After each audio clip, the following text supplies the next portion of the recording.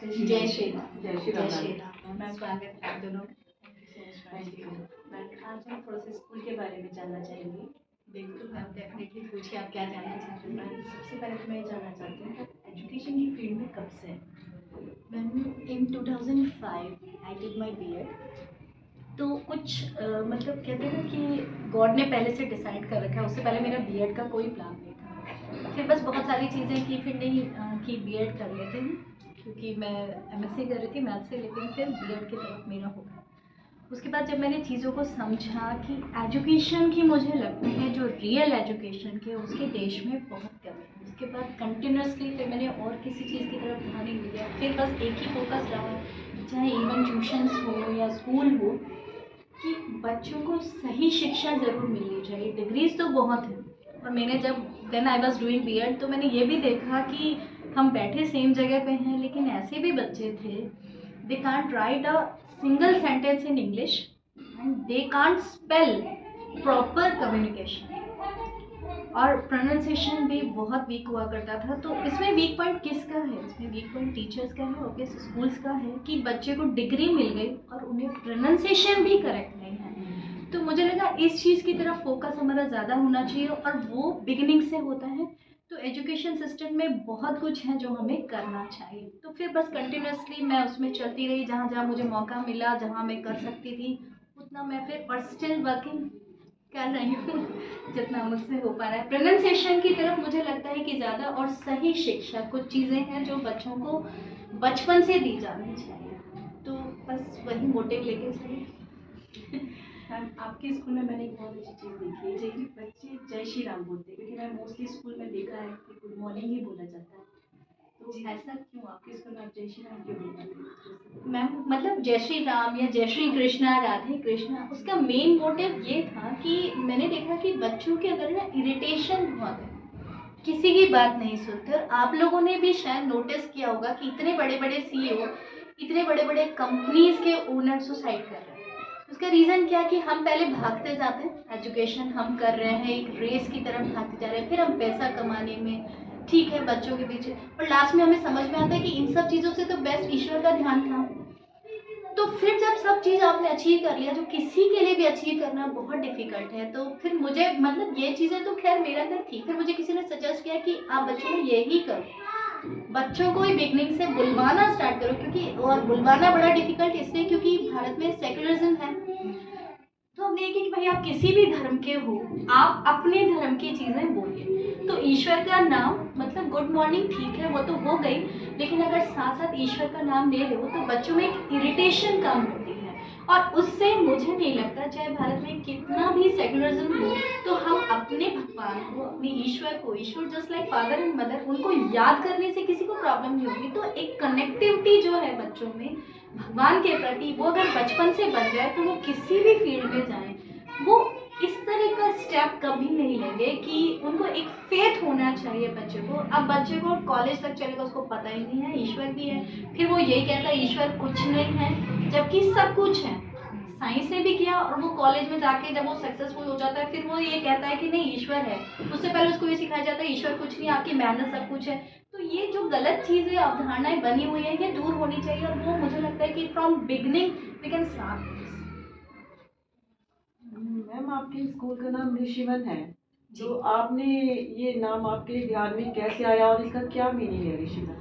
ऋषिवन का मीनिंग, एक मूवी आई थी इन 2005, शिखर मूवी आई थी, अजय देवगन जिसमें मेन स्टार थे। तो उसका कॉन्सेप्ट मुझे अच्छा लगा। स्कूल का कॉन्सेप्ट तो बचपन से ही था, कि जब से मैंने शायद अपने आप को संभालना स्टार्ट किया। मेरी स्कूलिंग अलवर में आर्य कन्या से हुई है, अलवर डिस्ट्रिक्ट में। तो वहाँ पे हम आर्य कन्या में जो था पूरा वैदिक से था, वहाँ हम वीकली हवन भी करते थे, चाहे टीचर्स हो जो भी, और वो वैदिक काल का जो युग था उसको बहुत ज़्यादा वो अडॉप्ट करता था, उन सब चीज़ों को बच्चों में लेके आता था व्यवहार में। तो मैंने वहाँ भी एक चीज़ नोटिस की कि इरिटेशन वहाँ भी नहीं, और बच्चे बहुत अच्छे से, बहुत सभ्य बच्चे हुआ करते थे, मेरे जो भी कलीग्स थे बहुत सभ्य, उनमें एटिकेट्स बहुत ज़्यादा होते थे। फिर जब ये स्कूल का कॉन्सेप्ट तो पहले से ही था, और इवन मैं आपको बताऊं, जो वहाँ की हेड है मिसेस कमला शर्मा, वो उस टाइम रिक्शा से जाती थी, और मतलब उनका बेटा भी मजिस्ट्रेट था, उसके बाद भी उनकी वैल्यू इतनी थी कि जैसे वो रोड पे जाती थी तो लोग अपना रास्ता उनके लिए छोड़ दिया करते थे। इतनी ज़बरदस्त वैल्यू थी, क्योंकि वुमेन के लिए वो स्कूल ओनली फॉर गर्ल्स था, आज भी है। तो वुमेन के लिए इतना उन्होंने काम किया, क्योंकि बेसिकली होता क्या है ना कि पेरेंट जो कोएड है, वो तो बहुत पुरानी बात होगी, कोएड में अपने बच्चे को, बेटी को नहीं भेजना चाहेंगे।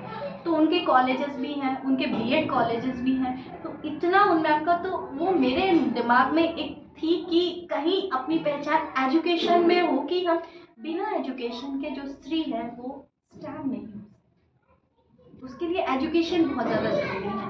तो एक वैसी एजुकेशन, अब वो स्कूल का कॉन्सेप्ट कैसा हो, वहाँ भी मिनिमम फीस ही हुआ करती थी और एजुकेशन हुई। तो जो ऋषिवन का नेम है वो वहाँ से आया। स्कूल का तो दिमाग में पहले से था कि कम पैसों में अच्छी शिक्षा, क्योंकि अगर स्कूल लेवल पे आपने बच्चों में डिस्क्रिमिनेशन कर दिया कि महंगे स्कूल में एजुकेशन अच्छी होती है, सस्ते स्कूल में एजुकेशन खराब, तो फिर तो बच्चे के दिमाग से कुछ भी निकाल ही नहीं सकते, कुछ भी डाल ही नहीं सकते। तो वो डिस्क्रिमिनेशन ना हो, इसलिए चाहे पैसे कम हो या ज़्यादा, स्कूल का लेवल वही होना चाहिए। तो उस थीम को मैं लेके चली। नाम मैंने शिखर मूवी से सोचा, और इसका मतलब ये है कि एक तपोभूमि की जो विद्या है वो बिजनेस नहीं है। विद्या आपके लिए तपोभूमि और सबके लिए सेम होनी चाहिए। बच्चे को इस चीज़ से क्या मतलब कि उसकी कितनी फीस पे की जाए, बच्चे को तो इससे कोई मतलब नहीं है। वो उसका कौन सा वो स्कूल आया है तो उसको सीखना हो, सब चीज़ें सीखना हो। होलिस्टिक डेवलपमेंट की तरफ मेरा ध्यान थोड़ा ज़्यादा है कि वो कल्चर्ड भी हो, साइंस भी वो पढ़े। मैं ये नहीं कहती कि साइंस पढ़ना ही छोड़ दो, स्पिरिचुअल हो जाओ, साइंस भी पढ़ना है। साइंस नहीं पढ़ोगे तो आप बहुत पीछे हो जाओगे वर्ल्ड से। लेकिन स्पिरिचुअल के बिना आप जी नहीं सकते, साइंस के बिना आप काम नहीं कर सकते, स्पिरिचुअल के बिना आप जी ही नहीं सकते। तो मुझे लगता है स्पिरिचुअल ज़्यादा ज़रूरी है, इसीलिए कॉन्सेप्ट ये रखा कि ऋषिवन ऋषियों की भूमि है। ठीक है, प्योर वेजिटेरियन हम कॉन्सेप्ट लेके चलते हैं कि हम we don't allow egg non veg in school, चाहे वो किसी भी रिलीजन से। और मैम जैसे आप में अच्छी अच्छी क्वालिटीज़ हैं, वो आप अपने बच्चों में कैसे डालेंगे, और आप अपने बच्चों में क्या क्वालिटीज़ देखना चाहेंगे? मतलब मैं अपने बच्चे, मतलब स्कूल के बच्चे, स्कूल के बच्चों की बात करें स्कूल के मैम। हाँ बच्चे तो जी। जैसे स्पिरिचुअल हमने डाल रखा है कि आपको जय श्री राम बोलना ही है, धीरे धीरे उसका मतलब समझ जाएंगे, और एक पॉजिटिव वाइब्स तो आ रही है। एटिकेट्स हम डालते हैं, जितने भी महापुरुष हैं, जो भी इनकी जयंती है या पुण्यतिथि है, तो जो भी, चाहे वो छोटा बच्चा हो या बड़ा, तो उनमें ये कॉन्सेप्ट हम डालते हैं कि उनको एटलीस्ट इतना तो पता हो कि ऐसा कोई पर्सन थे देश में या है। वो हो गया। स्पिरिचुअल हम लेके चले, सारे जितने भी हमारे फेस्टिवल हैं, होली फेस्टिवल्स हैं, वो हम सेलिब्रेट करते हैं, स्पिरिचुअल हो गया। एजुकेशनल इसलिए हो गया, हिस्ट्री आपको पता चलेगी, और साइंस की तरफ पूरा फोकस है कि जो भी आप प्रेजेंट में जो भी नवाचार है। और आपने ये भी देखा होगा कि हमारी जो बुक्स हैं वो एडवांस लेवल की हैं। तो किसी भी स्कूल में बच्चा, जैसे अपना स्कूल अप टू 5th है, यहाँ से बच्चा किसी भी स्कूल में जाए तो ही कैन फाइट, इवन वो चाहे आर्मी एग्जाम्स दे या नेवी का जो भी एग्जाम है, आर्मी स्कूल्स में हो जाए, एयरफोर्स स्कूल्स में जाए, तो he can fight very well, कोई प्रॉब्लम उनको नहीं है। तो वो सारी कैपेबिलिटीज, क्योंकि बिना हिस्ट्री के, बिना ज्योग्राफी के, बिना मैथ्स के आप बच्चों को आगे नहीं बढ़ा सकते। तो उन सब चीज़ों की तरफ है, और हम बच्चों को बार बार ये कोशिश करते हैं कि बेटा आपको कैपेबल खुद से होना है। आपको पेरेंट्स को बहुत जल्दी सपोर्ट शुरू कर देना है। ये नहीं सोचें कि आप 30 ईयर्स तक यही सोचते रहें कि पेरेंट्स ही आपको कमा के देंगे, नहीं। आपको जितना जल्दी हो सके अपने आप को स्टेबल करना है, सेल्फ डिपेंडेंट होना है। आपने जैसे भी बताया कि आप सारे फेस्टिवल सेलिब्रेट करते हैं, तो आपके स्कूल में मैंने देखा है कि 100% बच्चे परफॉर्मेंस देते हैं। ऐसा नहीं होता, मोस्टली स्कूल में होता है सिलेक्ट कर लिए जाते हैं।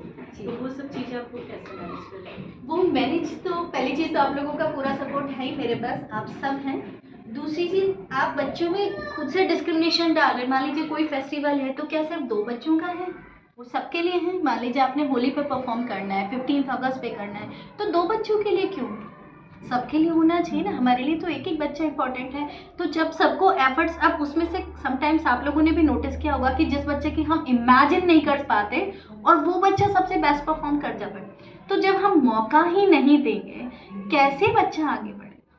तो हमें मौका देना पड़ेगा उनको, तभी उनकी एबिलिटी निखर के आएगी और हमें पता चलेगा ये बच्चा इस फील्ड में अच्छा है। और फिर हम पेरेंट्स को सजेस्ट भी करते हैं कि आपका बच्चा डांस में अच्छा है। जब भी पीटीएम होती है तो मैं सजेस्ट करती हूँ कि आप ये क्लासेस लगा लीजिए, आपका बच्चा स्पोर्ट्स में अच्छा है। फिर वो उसके अकॉर्डिंग अब वो डिपेंड पेरेंट्स पे करता है, हम तो सजेशन दे सकते हैं कि वो अपने बच्चे के लिए कितने एफर्ट्स कर पाते हैं, हम सजेशन दे पाते हैं। और हम ये भी कोशिश करते हैं कि हमारे स्कूल के जो भी बच्चे हैं उनको ट्यूशन्स की नीड नहीं हो, क्योंकि आप लोगों ने देखा, आप सब करवा रहे हैं कि सब कुछ स्कूल में ही हो जाता है, तो बच्चों को बाहर भागने की नीड नहीं है जी। कि छोटे छोटे बच्चे बैग्स लेके जा रहे हैं कि स्कूल हो गया अब ट्यूशन चाहिए, वो चीज़ नहीं होनी चाहिए। मतलब एटलीस्ट 8 तक तो बच्चों का स्कूलिंग ऐसा होना चाहिए कि उसको ट्यूशन की नीड नहीं है। मैम, आप अपने स्कूल को डेवलप करने के लिए मतलब आपने क्या सोचा है, या आप और क्या चाहते हैं जो अच्छे से डेवलप हो आपका स्कूल? जी, मैं कोशिश कर रही हूँ कि अप टू 8 हो, और उसके अलावा और जो हम गेम्स एक्टिविटीज़ हैं या और हमारे बच्चों को हम डिफरेंट डिफरेंट साइट्स पे लेके जाएं, और बच्चे उन चीज़ों को लाइक मॉन्यूमेंट्स हो गया तो वो उस चीज़ को फील करें। आप देखिएगा छोटे छोटे घर हैं, उनमें आपको सीपेज मिलेगी, इस टाइप की चीज़ें मिलेगी, है ना, और उनका परमानेंट जो कंस्ट्रक्शन है वो भी कितना खराब। लेकिन जो हमारे पुराने हिस्टोरिकल प्लेसेस हैं, हमारे किले हैं, उनका आप देखिए उनमें कहीं कोई सीपेज नहीं मिलेगा। क्या बढ़िया इंफ्रास्ट्रक्चर है कि पानी सीधा नदी में जा रहा है। तो मैं चाहती हूँ, अब सब पेरेंट्स के लिए पॉसिबल नहीं है, तो मैं चाहती हूँ बच्चों को एक एक करके वो विजिट करा, अगर पेरेंट्स का सपोर्ट हमें रहा कि वर्ल्ड के बारे में, सॉरी इंडिया के बारे में तो एटलीस्ट उनको पता हो, जो आसपास के नियर बाई प्लेसेस हैं वो हम दिखाना चाहेंगे। और मैं और भी फील्ड्स में कि हमारे ऋषिवन के बच्चे जब बाहर निकले और लोग उनको देख के कहें कि ये वहाँ से आए हैं, तो जो ये चीज़ें चल रही है ना, छोटे सा एग्जाम्पल देती हूँ, जैसे हम क्रिसमस मनाते हैं, अब क्रिसमस के लिए याद करना चाहिए यीशु मसीह को, और हम कर क्या रहे हैं, अपने बच्चों को कार्टून बना के हम भेज रहे हैं। यीशु मसीह तो जीवों पर दया करते थे, लेकिन वैसा हो नहीं रहा, आप सबको पता है वैसा हो नहीं रहा। तो जो एक्चुअलिटी है वो गायब हो गई। माइस हमारे धर्म में, हम सबके धर्म में आ गए, हमारे देश में माइस आ गई, और इतना आडंबर भर गया है हर चीज़ को लेके। तो एटलीस्ट अगर मान लीजिए हमें एक ही तो चाहिए, एक ही भगत सिंह थे, एक ही सुभाष चंद्र बोस थे, तो ऐसा अगर मेरे स्कूल से एक भी बच्चा निकल के ऐसा निकल जाए जो देश को बदलने की क्षमता रखते हो, तो मुझे सिर्फ उस एक बच्चे के लिए मेहनत करनी, और एक कोई भी हो सकता है, तो मुझे सबके लिए मेहनत करनी। तो हर बच्चे को नरिश करने की कोशिश की। ये बच्चे जब फील्ड में जाएंगे, पता नहीं कितने नेहरू हो जाएंगे, कितने सुभाष चंद्र बोस हो जाएंगे, और ये उस चेन को लेके आगे लेके चलेंगे। ये अपने फील्ड में होंगे, भाई हमने जो सीखा, हमारे टीचर से सीखा, हमारे लेक्चरर से सीखा, जो उनमें था हम उसको आगे लेके जा रहे हैं, हम इन बच्चों में डाल देंगे, ये उसको आगे लेके लास्ट क्वेश्चन थोड़ा सा पर्सनल है। ओके प्लीज मैम, आप एक मदर भी हैं, वाइफ भी हैं, यहाँ पे स्कूल में आप प्रिंसिपल भी हैं, आप टीचर का भी रोल कर रही हैं, मोटिवेशन क्लास भी लेती हैं, तो ये सब चीज़ आप कैसे मैनेज कर रही हैं?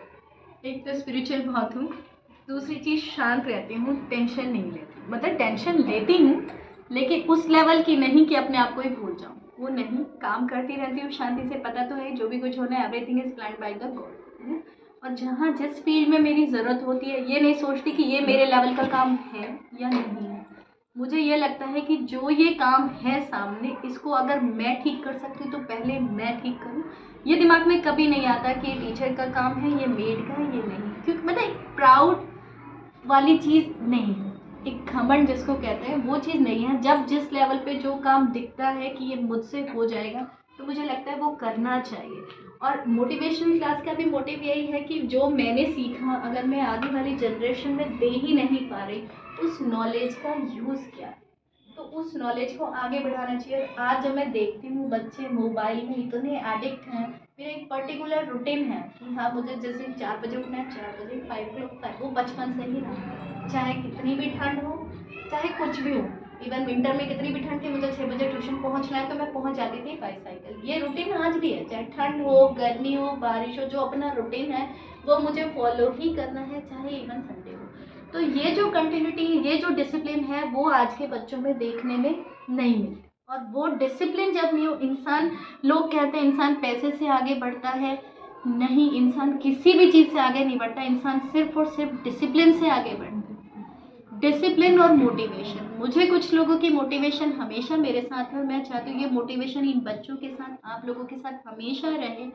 और शिक्षा को बिजनेस नहीं बनाना। जिस दिन शिक्षा बिजनेस बन गई, उस दिन कुछ नहीं हो, कुछ देश का कुछ नहीं हो सकता। क्योंकि एक सोल्जर बाद में आता है, एक डॉक्टर बाद में आता है, सबसे पहले एक टीचर आता है। इन सब लोगों को काबिल कौन बनाता है? टीचर।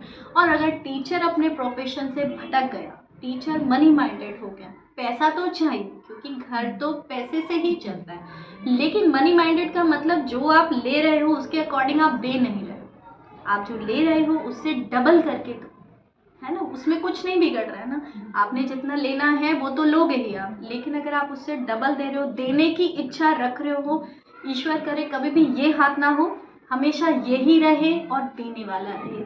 और चाहे वो एजुकेशन हो, चाहे कुछ भी हो। और सोशल सर्विस का भी मोटिव यही है कि आज किसी के आशीर्वाद से, किसी की ब्लेसिंग से, किसी की मोटिवेशन से हम स्टेबल हो गए हैं, तो हम कोशिश करते हैं जो हमारी आसपास का एनवायरनमेंट है, मैं सबको ये बोलना चाहती हूँ कि वुमेन से खास तौर पे मेरी रिक्वेस्ट है कि अपने आप को स्टेबल करने की कोशिश करो। अगर आप स्टेबल हो, आप एक 7 जनरेशन को स्टेबल कर दो। एक पुरुष के स्टेबल होने से सिर्फ एक जनरेशन स्टेबल होती है, लेकिन एक वुमेन के स्टेबल होने से, और वो स्टेबल कब होगी, जब उसकी अपनी मनी होगी, उसको अपनी पैसा अपने पास होगा, उसको खर्च करने से पहले किसी से पूछना नहीं है, उस दिन देश बदल जाएगा। बाकी सब चीज़ें तो अपनी जगह हैं, लेकिन जिस दिन वुमेन खड़ी हो गई, आप देख रहे हो वुमेन सोल्जर्स भी हैं, क्योंकि वुमेन में एक अलग ही ऑनेस्टी है। और ये इस चीज़ को सबको मानना पड़ेगा कि स्त्री में जो शक्ति है वो किसी पुरुष में भगवान ने दी ही नहीं है। फिजिकली स्ट्रांग होना कोई बड़ी बात नहीं है, लेकिन मेंटली स्ट्रांग जितना ईश्वर ने स्त्री को करके भेजा है, कोई भी एग्जाम्पल ले लीजिए, अहिल्या ले लीजिए, आप कोई भी ले लीजिए, है ना, इतनी सारी विदुषी हैं, सीता माता ले लीजिए, क्या मेंटल लेवल था कि इतने बड़े राज्य की स्त्री होके भी कितनी स्ट्रांग थी, कुछ भी करना पड़ा उन्हें, उन्होंने किया, बच्चों को वही स्वावलंबी बनाया, और उनके बच्चों की वजह से देश आज भी जाना जा रहा है। कौशल्या ने कैसे राम की परवरिश की, पूरे विश्व में नाम है ना। तो ये सब चीज़ें हैं, और सब इन सब चीज़ों के पीछे सिर्फ और सिर्फ स्त्री खड़ी हुई है। अगर स्त्री ने शिक्षा नहीं दी होती सुभाष चंद्र बोस को, आज़ाद चंद्रशेखर आज़ाद को, तो देश भी आज़ाद नहीं हो पाता। अगर स्त्री ने सब नहीं कहा तो नहीं तो मेरा बच्चा मेरी गोद में ही बैठ, देश नहीं आज़ाद। तो हम सबको पहल करनी होगी, इन बच्चों को वो संस्कार हम डाल दें कि मोबाइल का एडिक्शन, टीवी का एडिक्शन, ये आराम से हम फ्री कर सकते और करना चाहिए। जय श्री राम।